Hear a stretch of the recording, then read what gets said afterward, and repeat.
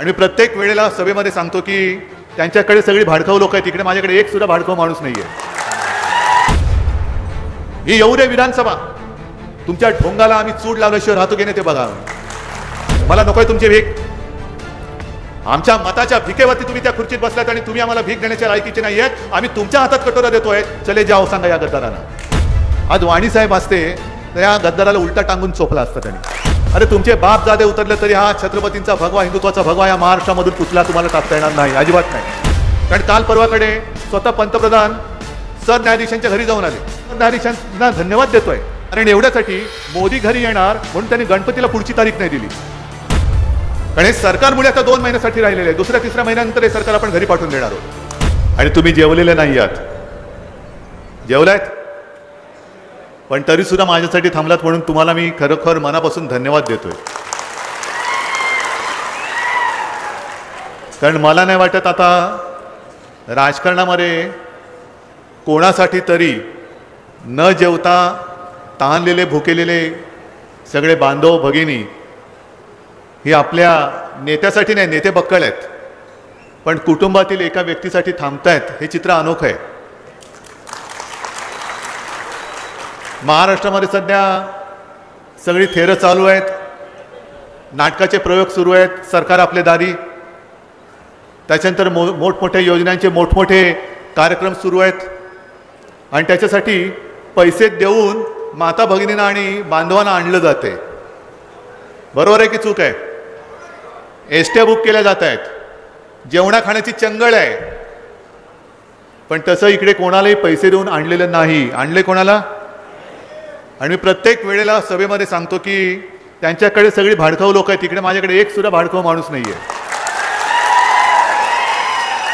कारण आम्हाला विकतचं काही नको आहे, आम्हाला आमच्या हक्काचं पाहिजे. आणि आज मी इथे पुन्हा मशाल पेटवायला आलेलो आहे. मशाल. आज मला एका गोष्टीचा आनंद आहे, माझे सगळे आपले शिवरायाचा भगवा हा डौलाने फडकतोय. कारण मध्यंतरी जरा एक गोंधळ माजवण्याचा प्रयत्न केला होता. ज्यांना मी गोमूत्रधारी हिंदुत्ववादी म्हणतोय त्यांना. हे कोण गोमूत्रधारी हिंदूवाले? बोगस जनता पार्टी म्हणजेच भाजपा. हा आपला छत्रपती शिवाजी महाराजांचा भगवा आहे, आई भवानीचा भगवा आहे, हिंदुत्वाचा भगवा आहे, वारकऱ्यांचा भगवा आहे, साधू संतांचा भगवा आहे आणि आपल्या महाराष्ट्राचा हक्काचा अस्सल मराठमोळा भगवा आहे. मग या भगव्याला तोडायचं, फोडायचं. मग कोणीतरी सुरुवात केली, त्याच्यावरती त्यांचं चिन्ह टाकायला लागले. आपण आपलं चिन्ह टाकायला लागलो. म्हटलं नाही, हाच जो त्यांचा डाव आहे भाजपाचा की भगवा पुसून टाकायचा महाराष्ट्रामधनं. अरे तुमचे बाप जादे उतरले तरी हा छत्रपतींचा भगवा, हिंदुत्वाचा भगवा या महाराष्ट्रामधून पुतला तुम्हाला टाकता येणार नाही, अजिबात नाही. तुम्ही कितीही करा प्रयत्न. यांना शिवसेना का नकोय? कारण यांना महाराष्ट्र लुटायचं आहे. मध्यंतरी आपले आता काय झालं, ती एक घोषणा त्यांनी योजना केली, लाडकी बहीण. हरकत नाही, चांगली आहे. लाडकी बहीण म्हटल्यानंतर बहिणीला पहिला भाऊ कोण ते तरी दाखवा ना. कारण हा म्हणतो मी तुझा भाऊ, तो म्हणतो मी तुझा भाऊ, तो म्हणतो नाही मी तुझा भाऊ. सगळेच म्हणजे जनतेचा पैसा आणि हे सगळे फुकट खाऊ. पैसा जनतेचा, यांनी काहींच्या खिशातनं काही काढलेलं नाहीये. हा तुमच्या सगळ्या जनतेचा हक्काचा पैसा आहे. तोच आपल्याला म्हणजे आपल्या घरामध्ये महिलांची मतं घेण्यासाठी म्हणून ते देत आहेत. मग कशाला आपण घोषणा करतोय?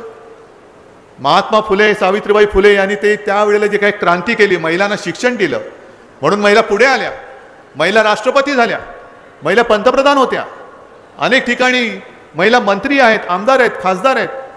मग महिला असो किंवा आमचे भाऊ असो, आम्हाला कोणाला सरकारचे उपकार नको आहे, आम्हाला हक्काचं आहे, आम्हाला न्याय हक्क द्या, ही आमची मागणी आहे. ही आमची मागणी आहे. पण त्याच्यावरनं श्रेयवादावरनं मारामारी सुरू आहे. मग ते मुख्यमंत्री लाडकी बहीणमधला मुख्यमंत्री शब्द काढा, तो म्हणतो शब्द नाही काढायचा. हे सगळे मोठमोठे इव्हेंट करतात, त्यांच्याकडे इव्हेंटसाठी पैसा आहे, पण शेतकऱ्याला द्यायला पैसा नाहीये. शेतकऱ्याला पैसा कुठे दिलेला आहे? मी मुख्यमंत्री होतो, कोणी माझ्याकडे मागणी नव्हती केली आम्हाला कर्जमुक्त करा, पण मी माझं कर्तव्य पार पाडलं आणि नागपूरचं पहिलं अधिवेशन होतं, त्या पहिल्या अधिवेशनात मी माझ्या शेतकऱ्याला कर्जमुक्त करण्याची घोषणा नुसती घोषणा नाही करून थांबलो, तर मी करून दाखवलं होतं. पण कर्जमुक्ती करताना मी कधीतरी भाव खायला तुमच्या गावात आलो होतो? आत्ता जसे आपल्या शिवसेनेमध्ये सगळे प्रवेश करतायत, तसं मी तुमच्याकडे आलो होतो, सरकार आमच्या तुमच्या दारी, बघा मी तुम्हाला कर्जमुक्त करतो, मी कर्जमुक्त करतो. अरे तू कोण आहेस? जनता आहे म्हणून तू आहेस. जनता आहे, जनता निवडून देते म्हणून तुम्ही त्या खुर्चीत बसू शकताय. आता सुद्धा ज्याचा उल्लेख संजय राऊतांनी केला की इथे यायला मला थोडा उशीर झाला, कारण शिर्डीला गेलो आणि शिर्डीवरनं मी इथे आलो. शिर्डीला सगळे आपल्या राज्यातले सरकारी कर्मचारी एकत्र झालेत आणि त्यांची मागणी काय? जुनी पेन्शन योजना जी आहे ती जशीच्या तशी लागू करा, जी पूर्वी चालू होती. काय करायला हरकत आहे? अनेक जण तिथे सुद्धा मला भेटले, मला म्हणाले की साहेब आम्ही शेतकऱ्याची मुलं आहोत, अनेक ज्या योजना आहेत जसं लाडकी बहीण आहे, आम्ही योजना अंमलात आणतोय पण त्या योजनेचा आम्हाला लाभच होत नाही, कारण त्याच्यामध्ये ज्या काही अटी टाकल्या आहेत त्या अटींमुळे आमचं कुटुंब, आमची पत्नी असेल, भगिनी असेल, आई असेल, हे त्यातनं वंचित राहत आहेत. पण तिकडे पेन्शन योजना लागू करायला गेलं तर आमच्याकडे पैसे नाहीत. निवडणूक आल्यानंतर बरोबर तिजोरीत किती पैसे असोत वा नसो उघडे टाकायचे, काय जाते त्यांचं. कारण हे सरकारमुळे आता 2 महिन्यासाठी राहिलेले आहे, दुसऱ्या तिसऱ्या महिन्यानंतर हे सरकार आपण घरी पाठवून देणार आहोत. मला आज वैजापूरमध्ये मी तुमच्याशी बोलतोय, पण एक गोष्ट लक्षात ठेवा की मला आतून एक रुखरुख लागलेली, माझा संभाजीनगरचा हा लोकसभा मतदारसंघ आपण हारलो आहोत आणि गद्दाराने आपल्याला हरवावं, गद्दाराकडनं आपल्याला पराभव, ह्या भगव्याला गद्दाराने हरवावं. आपल्या जी चाल भाजपाने खेळली होती ती संभाजीनगरमध्ये यशस्वी झाली कशी, तुम्ही यशस्वी होऊ दिली कशी? आणि त्यांनी तो जो काही डाव केला होता, पक्ष चोरला, चिन्ह चोरलं, शिवसेना प्रमुखांचा फोटो सुद्धा चोरला. आणि मी येता जाताना बघत होतो, अरे म्हटलं इकडे गडबड होणार, कारण बाळासाहेबांचा फोटो आणि त्याच्या खाली लिहिलेलं असायचं बाळासाहेबांचं धनुष्यबाण. मग आपली सगळी लोक वर्षानुवर्ष, पिढी 1-2 पिढ्या जे शिवसेना म्हणजे धनुष्यबाण, धनुष्यबाण म्हणजे शिवसेना, शिवसेना म्हणजे बाळासाहेब, बाळासाहेब म्हणजे धनुष्यबाण, हे जे होतं त्या संभ्रमात त्यांनी चुकून धनुष्यबाणाला मतदान करून हे गद्दार निवडून आले. माझं आज त्यांना आव्हान आहे, मागे सुद्धा बोललो होतो, आता तर सगळं स्वच्छ झालेलं आहे. मी मशाल घेऊन मैदानात उतरलो, ह्या सगळ्या माझ्या मशाली माझ्या समोर आहेत. ही येऊ दे विधानसभा, तुमच्या ढोंगाला आम्ही चूड लावल्याशिवाय राहतो की नाही ते बघा. अरे चोरून नेता विजय आमचा, आमच्या बाले किल्ल्यामध्ये गद्दारी करून तुम्ही आमच्या छाताडावरती बसता. हे इथले गद्दार तुम्हाला गाडावेच लागतील. हा जो कलंक या वैजापूरला लागलेला आहे, हा नुसता वैजापूरला नाही, आपल्या भगव्याला लागलेला कलंक आहे, हा शिवसेनेला लागलेला कलंक आहे, हिंदुत्वाला लागलेला कलंक आहे. आणि तो गद्दारीचा बट्टा आपल्या कपाळावरती या गद्दाराने जो मारला आहे तो कायमचा पुसून टाकण्यासाठी पुन्हा आताही वेळ येते. आहेत विषय अनेक आहेत. अजूनही तुम्ही सगळे इकडे जमलेले शेतकरी सगळे आहेत. पीक विमा तुम्हाला मिळालाय का रे? नाही, जरा हात वर करून सांगा. मिळाला असेल तरी सांगा, नसेल तर नाही सांगा. अरे घोषणाचं झालं ना, 1 रुपयात पीक विमा मिळालाय. बरं खरोखर कर्ज किती लोकांना मिळाले बँकेकडनं? अजूनही कर्ज देत नाही, सरकारचा आदेश बँका धुडकावत आहेत. केवढ्या बँका माजल्यात बघा. पीक विमा सरकारचं देणं बाकी आहे, सरकारकडनं पैसा येणं बाकी आहे. म्हणजे माझ्या हक्काचा आहे. जो शेतकरी कष्ट करून पिकवतोय, तुला हक्काचं नाही देणार, पण तुला मी तू भिकेचा कटोरा घेऊन ये, मी तुझ्या कटोऱ्यात भीक टाकेन. मला नकोय तुमची भीक. आमच्या मताच्या भिकेवरती तुम्ही त्या खुर्चीत बसलात आणि तुम्ही आम्हाला भीक देण्याच्या लायकीचे नाही आहेत. आम्ही तुमच्या हातात कटोरा देतोय. चले जाओ सांगा या गद्दारांना. या गद्दारांना सांगा चालतो इथून. खरं म्हणजे हा वैजापूर म्हटल्यानंतर वाणी साहेब हे नातं विसरू शकत नाही. त्या कालवा, नांदूर माध्यमेश्वर कालव्याचे जनक त्यांना म्हणतात. त्यांनी हा प्रयत्न त्यांनी नसता केला तर कामच झालं नसतं. आणि आपलं सरकार असताना सुद्धा हे मराठवाडा वॉटर ग्रीड जे आहे, हे जे बोंबलतात ना, ठाकरे सरकारने काही नाही केलंय. मी 1100 कोटी या योजनेसाठी दिले होते. हे काय सांगतात? अनेक कामं आपण केली. जसं मुंबईचा जो सागरी महामार्ग आहे, स्वप्न शिवसेनेचं, मुंबई महापालिकेने तो पूर्ण केला. आणि टिकोजीराव त्यांचे फोटो लावतायत. मुंबईसाठी महामार्ग. अरे लोकांना माहिती आहे हा महामार्ग तू नाही केलास, हा शिवसेनेने केलेला आहे, मुंबई महापालिकेने केलेला आहे. तशी अनेक कामं आहेत. पण आजचं हे जे सरकार आहे, का आम्हाला उगाचच बसायचं सत्तेवर? पण शेतकरी खुश नाही आहेत. बरं माझं आव्हान आहे की कोणत्याही माझ्या ताईला जाऊन विचारा, भगिनीला जाऊन विचारा की तुला 1500 रुपये मिळतात, तुझं घर चालतंय का? घर चालतंय 1500 रुपये? गेल्या 1-1.5 महिन्यापूर्वी मी संभाजीनगरला आलो होतो. असाच मेळावा होता आणि येताना मला वाटतं अंबादास खैरे साहेब तुम्ही पण होता. आपण एका बांधावरती उतरलो शेतकऱ्याच्या. आणि तिकडे कामगार मजूर महिला होत्या, सगळ्या जमल्या बाजूला. म्हटलं काय ग ताई, चांगलं चाललंय ना? ती बिचारी बघायला लागली, चांगलं चाललंय बोलतोय, काय चांगलं चालायचं ह्याच्यामध्ये? म्हटलं 1500 रुपये मिळतात ना तुला? तुला 1500 रुपयात घर चालतंय वय? या पोराला ॲडमिशन कुठून देणार मी? एक छोटं बाळ होतं तिचं, 5-7 वर्षाचं असेल, याला शाळेत ॲडमिशन द्यायची आहे, 1500 रुपयात ॲडमिशन कशी मिळणार? पण एका गोष्टीचं मला समाधान आहे, माझ्यासोबत जे शिवसैनिक होते त्यांनी त्याची नोंद घेतली आणि 8-10 दिवसानंतर अंबादासने मला फोन करून सांगितले की उद्धवजी, त्या ताईचा जो मुलगा होता ना त्याची ॲडमिशनची सोय शिवसेनेने केलेली आहे. शिवसेनेने त्याच्या शिक्षणाची जबाबदारी घेतली. म्हणजे एका बाजूला महागाई वाढवत जायचं, निवडणुका आल्यानंतर काहीतरी योजना द्यायच्या, योजना दिल्यानंतर लोक फसतात. मी सरकारी कर्मचाऱ्यांना तेच सांगितलं की आज तुम्हाला मी शब्द देतोय की आपलं सरकार आल्यानंतर आणि ते आणणारच, जुनी पेन्शन योजना आम्ही लागू केल्याशिवाय राहणार नाही, हे आपण जाहीर केले. फक्त म्हटलं एक वचन मला पाहिजे की आज मी तुम्हाला शब्द देतोय, उद्या यांची कॅबिनेट झाली आणि कॅबिनेटमध्ये पुढचं पुढे बघू म्हणून जुनी पेन्शन योजना लागू करणार म्हणून सरकारने थाप मारली तर तुम्ही सोबत राहणार की त्यांच्याबरोबर राहणार? टोले साहेब, आमचा त्यांच्यावरती विश्वास नाही, कारण एवढे दिवस सांगतोय, एवढे वर्ष मागतोय, आज हे देत नाही आहेत, उद्या कसे काय देणार आहेत? आणि हे सरकार असंच चालू आहे. एका बाजूला जो छत्रपती शिवरायाच्या पुतळ्याचा उल्लेख संजय राऊत यांनी केला, असा छत्रपतींचा अपमान हा कधी महाराष्ट्रामध्ये का अख्ख्या जगात कुठे झालेला नव्हता. महाराजांचा पुतळा दिमाखाने उभारला गेला पाहिजे. अरे पेलवत नाही तर उभारू नका, पण उगाच मतं मिळवण्यासाठी तुम्ही आमच्या भावनेशी आणि दैवताशी खेळ करू नका. आणि मोदी बुवा जे सांगतात की जे काँग्रेसने नाही केलं ते मी करून दाखवलं, अहो मोदीजी, तुम्हीच उभारलेला पुतळा 8 महिन्यामध्ये पडलेला आहे, कोसळला, वाऱ्याने कोसळला, वाऱ्याने पुतळा कोसळला, वाऱ्याने पुतळा कोसळला.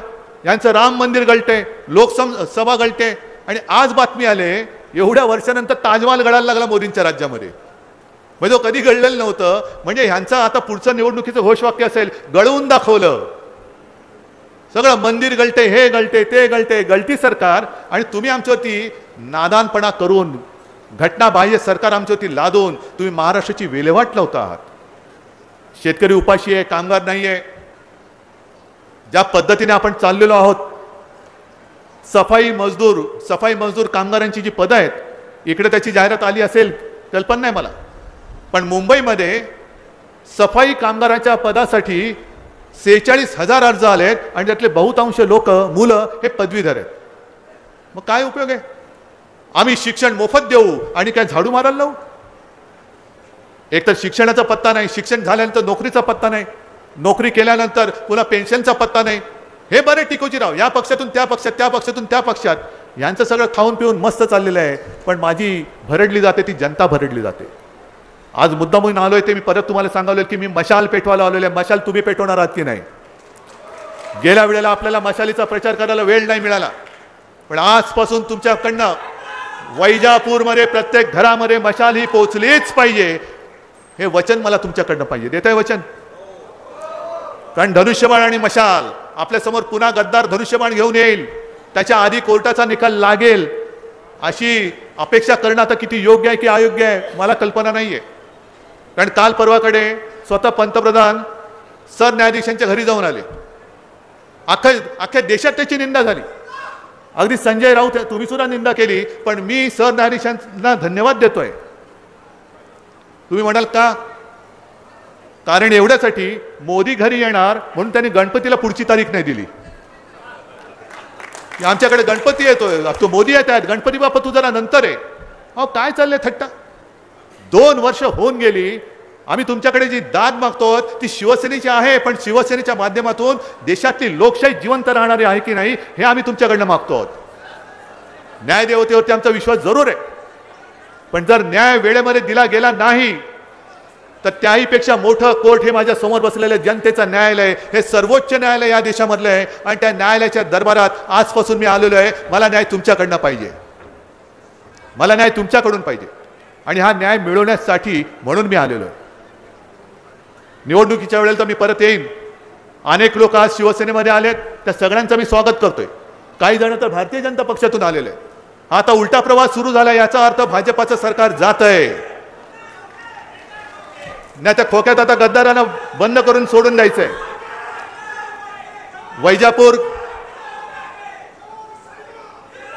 जरा थांबा थोडं. वैजापूरकरांना मी एक आवाहन करतोय आणि गद्दारांना दिलेलं आव्हान पण आहे. मी तर सांगतोय वैजापूरमध्ये गद्दारांनी उभं राहूनच दाखवावं. आणि जो आत्ताचा गद्दार आहे, जरा थांब रे, या गद्दाराला एक जाणीव पाहिजे होती की खरं ह्या मतदारसंघावरती हक्क होता तो आमच्या वाणी साहेबांचा होता. पण वाणी साहेबांना मी विचारलं होतं त्यावेळेला. वाणी साहेब म्हणाले की उद्धवजी आता मी लढलो ना, तुम्ही याला द्या, हा निवडून येईल. म्हटलं अहो मला तुम्हाला उमेदवारी द्यायची. तो नाही साहेब याला द्या, पुढची नवीन माणसं तयार केली पाहिजेत. आज वाणी साहेब असते तर या गद्दाराला उलटा टांगून चोपला असता त्यांनी. तो वाणी साहेबांच्या उपकाराची परतफेडी गद्दारीने केलेली आहे. आज वाणी साहेब आमच्यात नसले तरी या प्रत्येकाच्या मनामध्ये वाणी साहेब बसलेले आहेत. आणि यावेळेला ही शिवसेना ही तुला मराठवाडा वॉटर ग्रीडचं नाही तर निवडणुकीत पराभवाचं पाणी पाजल्याशिवाय राहणार नाही, ही एकच खात्री बाळगतो आणि सर्वांची रजा घेतो. जय हिंद, जय महाराष्ट्र. महायुतीचं सरकार 2 महिन्यांचं सरकार आहे. आमचं सरकार आल्यावर जुनी पेन्शन योजना लागू करणार आहोत. तोपर्यंत शेवटच्या कॅबिनेटमध्ये या सरकारने जुनी पेन्शन योजनेचा निर्णय घेतला तर त्यांना पाठिंबा देऊ नका, असं उद्धव ठाकरे म्हणाले. शिवसेना उभाटा नेते उद्धव ठाकरे रविवारी छत्रपती संभाजीनगर दौऱ्यावर आहेत. या दौऱ्यात त्यांनी वैजापूरला सभा घेतली आहे. या सभेत त्यांनी एकनाथ शिंदे यांच्या शिवसेनेवर जोरदार हल्ला केला आहे. शिवसंवाद मेळाव्यात बोलताना त्यांनी लोकसभा निवडणुकीत झालेल्या पराभवाचे शल्य दाखवून दिले. गद्दारामुळे आपला पराभव झाल्याचं त्यांनी सांगितलं. हा पराभव म्हणजे वैजापूरला लागलेला कलंक आहे, भगव्याला लागलेला कलंक आहे, शिवसेनेला लागलेला हा कलंक आहे. तो पुसून काढण्याची वेळ आली आहे. येत्या विधानसभा निवडणुकीत गद्दारांना जागा दाखवा, असं उद्धव ठाकरे यांनी सांगितलंय. महायुतीचे सरकार 2 महिन्यांचं सरकार आहे. आमचं सरकार आल्यावर जुनी पेन्शन योजना आम्ही लागू करणार आहोत. म्हणून तोपर्यंत शेवटच्या कॅबिनेटमध्ये जर या सरकारने जुनी पेन्शन योजनेचा निर्णय घेतला तर त्यांना पाठिंबा देऊ नका, असं ठाकरे म्हणाले. पंतप्रधान नरेंद्र मोदी सरन्यायाधीशांच्या घरी गेले होते. त्यावेळी सरन्यायाधीशांनी गणपतीला पुढची तारीख दिली नाही, हे महत्वाचं. माझा न्यायदेवतेवर खूप विश्वास आहे, पण उशिरा मिळालेला न्यायास न्याय म्हणता येईल का? आता जनतेच्या न्यायालयात त्यांचा निकाल लागणार आहे, असं उद्धव ठाकरे म्हणाले. संभाजीनगर लोकसभा मतदारसंघात आपण हरलो आहे, त्याची रुखरुख मला अजूनही आहे. हा पराभव गद्दारामुळे झालाय. लोकांनी संभाजीनगरात धनुष्यबाणाला मतदान केलंय, कारण त्यांना वाटलं होतं धनुष्यबाण असलेली हीच खरी शिवसेना आहे, कारण त्यांनी बाळासाहेबांचं नावही चोरलं होतं. त्यामुळे धनुष्यबाण आणि बाळासाहेबांचं नाव पाहून ते मतदान झालंय. परंतु आता घराघरात मशाल पोहोचवा, विधानसभा निवडणुकीत त्यांना त्यांची जागा दाखवा, असं उद्धव ठाकरे म्हणाले. आता यावर तुम्हाला काय वाटतं? तुमचं मत कमेंट बॉक्समध्ये लिहायला विसरू नका. व्हिडिओ आवडला असेल तर जास्तीत जास्त शेअर करा. आणि आतापर्यंत मराठी जनता आपण आपल्या या चॅनलला सबस्क्राईब जर केलेलं नसेल तर चॅनलला सबस्क्राईब करा.